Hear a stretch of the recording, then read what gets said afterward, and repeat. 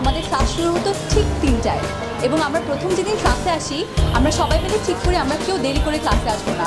আর তাই দেখা যেত যে 3টা বাজার ঠিক 5-10 মিনিট আগে থেকে বিওয়াইএলসি হেডকোয়ার্টারের আশেপাশে যেন হুড়োহুড়ি লেগে যেত। আমরা সবাই দৌড়ে ক্লাসের দিকে যাওয়ার চেষ্টা করতাম। Building Bridges through leadership training 11 আমাদের এভাবে প্রথম শিক্ষাটাই দেয় time management.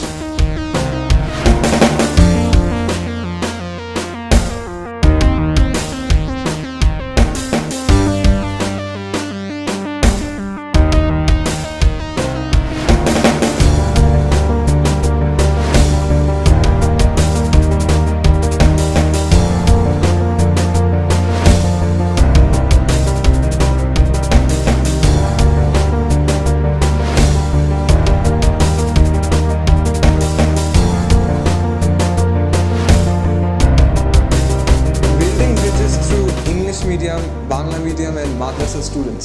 How is that actually possible? So আমি খুবই ইন্টারেস্টেড হয়ে এই লিডারশিপ প্রোগ্রামের জন্য সাইন আপ করি এবং আমি এই ক্লাসে স্টার্ট করি। English medium students isn't the end of the world. Bangladesh is not only made up of Bangla medium students, rather we are all youths made up of madrasa students, English medium students and Bangla medium students. আমি সেখানে খেয়াল করতে পারলাম যে we all have skills within ourselves.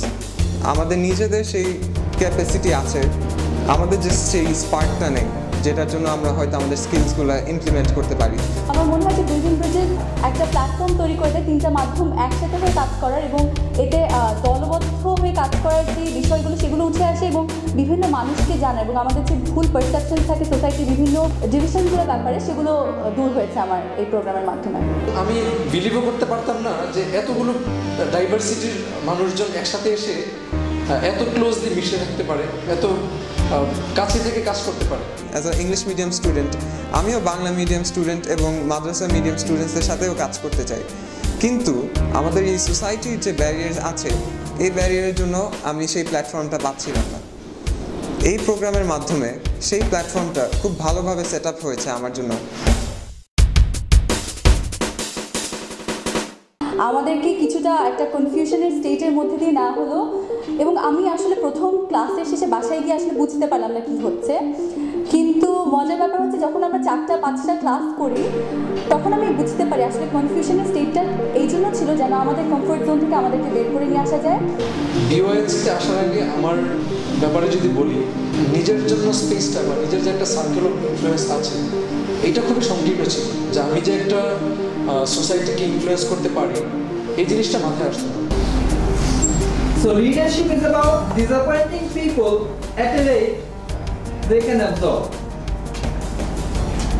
আমার personal লাইফে খুব benign ছিলাম, আমি কোনো কিছু নিয়ে কনফ্লিক্টে যেতে পছন্দ করতাম না, কিন্তু লিডারশিপের ক্লাসে এসে আমি শিখলাম যে আসলে কনফ্লিক্ট করা জীবনে ইম্পর্টেন্ট। মোস্ট ইম্পর্টেন্ট একটা পার্ট ছিল যে অথরিটি আর লিডারশিপের ডিফারেন্সটা। আমার পার্সোনালি সবসময় মনে হতো যে অথরিটি আসলে খুব স্ট্রং একটা পার্সোনালিটি, অথরিটি সব সমস্যার সমাধান, কিন্তু আসলে আমি দেখলাম যে এই অথরিটি আর লিডারশিপের মাঝে এটাই হচ্ছে আসলে ডিফারেন্সটা, যে অথরিটি আসলে পাওয়ার না, যে অথরিটি সবাইকে নিয়ে একসাথে কাজ করতে পারে এবং যে আসলে সমস্যার সমাধান না, যে সবাইকে মিলে নিয়ে সমস্যাটা সমাধান করতে পারে, সেটাই হচ্ছে আসলে লিডারশিপ। যখন আমি বিপিএলটি কথা মনে করি তখন আমার একটা জিনিসই আসে মাথায়, সেটা হচ্ছে স্মল গ্রুপ কনসালটেশন সেশনস। আমাদের 7 জনের গ্রুপের মধ্যে আমরা নিজেরা নিজেদের লিডারশিপ ফেলিয়ার্স অ্যানালাইজ করতাম। সেখানে আমরা স্টেক হোল্ডার্স ড্র করতাম, তারপর কেস ডায়াগনাইজ করতাম এবং at the end of the day আমরা বের করার চেষ্টা করতাম যে টেকনিক্যাল ফিক্সের পরেও অ্যাডাপটিভ চ্যালেঞ্জটা আসলে কী ছিল। আমাদের বিবিএলটি জার্নির সবচেয়ে মজার যেটা এক্সপিরিয়েন্স আমার মনে হয় সবার জন্যই ছিল আমাদের যে আর্ট কম্পিটিশনটা হয়েছে সেটা এবং আমাদের যে পোস্টার প্রেজেন্টেশন ছিল। এটা আর্ট কম্পিটিশনে যদি বলি, আর্ট কম্পিটিশনটা বেসিক্যালি ছিল যে আমাদের এমন একটা কনসেপ্ট বা এমন একটা বিষয় নিয়ে কাজ করতে বলা হয়েছিল যে পুরো গ্রুপ একসাথে বিশ্বাস করে যে জিনিসটা নিয়ে। এত সুন্দর করে আমাদের আইডিয়াসগুলো আমরা ফুটিয়ে তুলতে পেরেছি।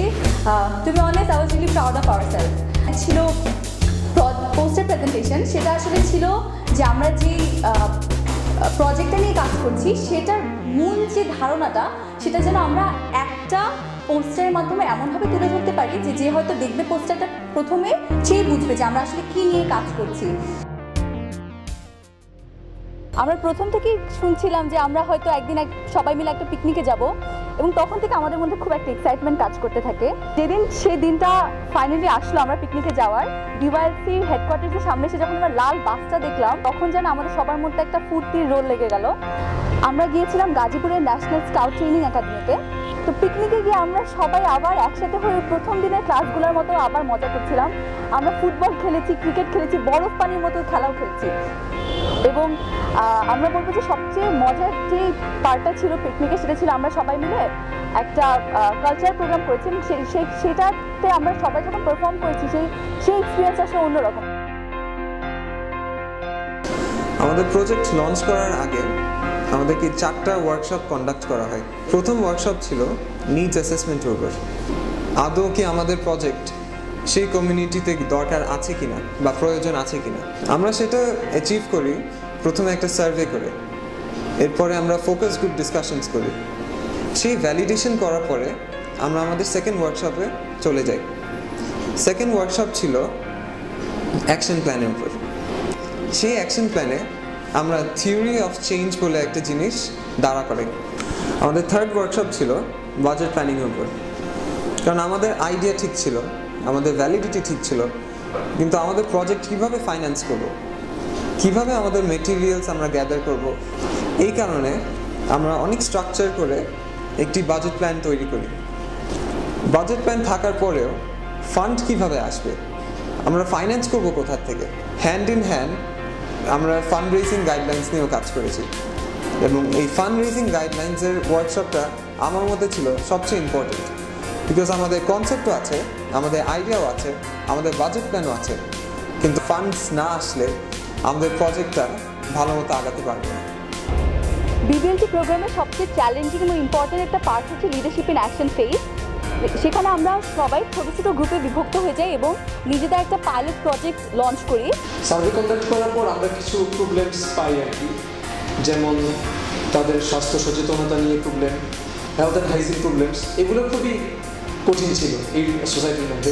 আমরা সিদ্ধান্ত নিই যে তাদের এই সমস্যাগুলো নিয়ে কাজ করবো। আমরা স্পন্সরশিপ নিয়ে অনেক চ্যালেঞ্জেস ফেস করি, অনেক জায়গা থেকে রিজেকশনস আসে, কিন্তু অনেক জায়গা থেকে অ্যাকসেপ্টেন্সও আসে। তারা খুব অ্যাপ্রিসিয়েট করে যে আমরা এমন একটা কিছু করতে চাচ্ছি, এবং যখন আমরা শুরু করি তখন মনে হয় যে এত যে কষ্ট করেছি সেটা আসলে সার্থক। আমরা যখন প্রথম দিন যাই সার্ভে কন্ডাক্ট করার পর তাদের সাথে কথা বলি, তারা প্রথমে আমাদেরকে সহজভাবে দিচ্ছিল না, কিন্তু 1 দিন 2 দিন 3 দিন যখন যায় তাদের সাথে এমন একটা ইন্টারাকশন বা কমিউনিকেশন বিল্ড আপ হয়েছে, তারা আসলে এখন আশা করে না যে আমরা খুব বেশি কিছু করবো, কিন্তু তারা বসে থাকে যে আমরা কখন যাবো, যাওয়ার পরে হাসি দিয়ে বলে বাবা কেমন আছো, খেয়েছো, এই যে একটা ফিলিংস। খুব বেশি কিছু করতে পারবো না বোধ হয়, কিন্তু তাদের সাথে যে একটা সম্পর্ক বিল্ড আপ হয়েছে, তাদের সমস্যাগুলো যে আমরা বুঝতে পারি, আমরা কিছুক্ষণ যাওয়ার পর আমরা যে তাদের একটুখানি সময় হলেও একটা হাসি উপলব্ধ হতে পারছি, এটা একটা বড় লার্নিং। আমরা উইমেন এম্পাওয়ারমেন্ট এবং এডুকেশন নিয়ে কাজ করছি। তো ক্লাসে আমরা দেখতে পাই যে যাদের সাথে আমরা ক্লাস করছি আপুরা অনেক কষ্ট করে ছোট বাচ্চা কোলে নিয়ে ক্লাস করছে, এবং তাও তারা খুব উৎসাহী যে আমরা কিছু শেখাতে আসছি, তারা শিখতে খুবই আগ্রহ ছিল তাদের।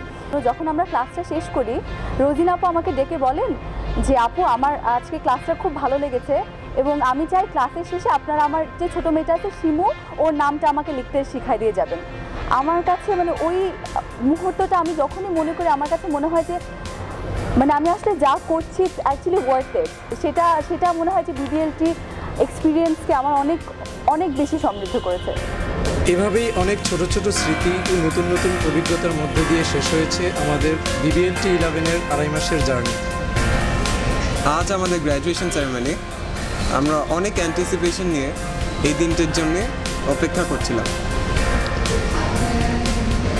আমাদের জন্য আপনাদের সবার শুভকামনা আশা করছি।